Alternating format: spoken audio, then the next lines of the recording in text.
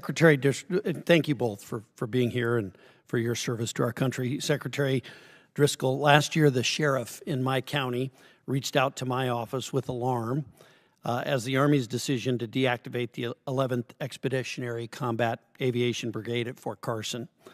In addition to ensuring the Army has the ability to surge capabilities and maintain expertise in its ranks, the 11th ECAB is an essential tool that supports search and rescue missions along Colorado's Front Range. And as Mr. Luttrell said earlier, in last year's NDAA, we secured language to delay the deactivation until the Army presented a plan detailing how they were going to maintain the expert pilots and support crew for future needs and backfill the emergency response capabilities my community relies on. Unfortunately, the responses we received were lackluster and left more questions than answers. And in response, Congressman Luttrell, Tron, and I sent a letter last month seeking more assurances that the Army has a plan that makes sense, that won't leave our communities at risk.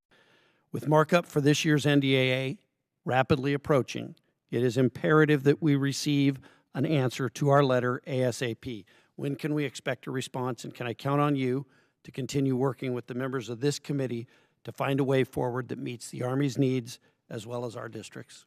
Yes, sir. As a response earlier to Congressman Luttrell, we will both follow up with all offices to ensure that we meet the timeline that you alluded to earlier. So yes. Well, and thank you. I appreciate that. Mr. Secretary, this week Fort Carson is hosting, and you alluded to this, you alluded to what's going on in Colorado. Fort Carson is hosting the Army's Right to Integrate Hackathon, where major defense primes worked alongside non-traditional firms to break down the siloed nature of our weapon systems.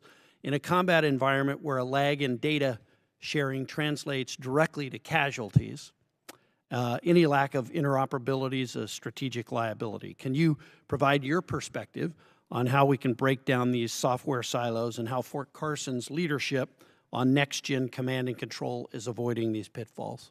The leaders at Fort Carson have been a beacon for our Army transformation, and I very sincerely want to praise, again, just the primes and the other large defense actors who moved. I think I called them about 2.5 weeks ago, and they all committed immediately to sending participants. They've sent thousands of pieces of equipment, and they're helping us get after this because this is the right thing for the American soldier. And they're moving at a speed that I would humbly say no other nation could pull this off at this scale. This is what makes the Army so special, and this is what makes our defense industrial base so special, is that when we see a problem and we know we have to get after it, we can just move heaven and earth to do it. And I'm incredibly grateful to your state and that base for hosting. Great. Have you been down, Mr. Secretary, to Pinyon Canyon?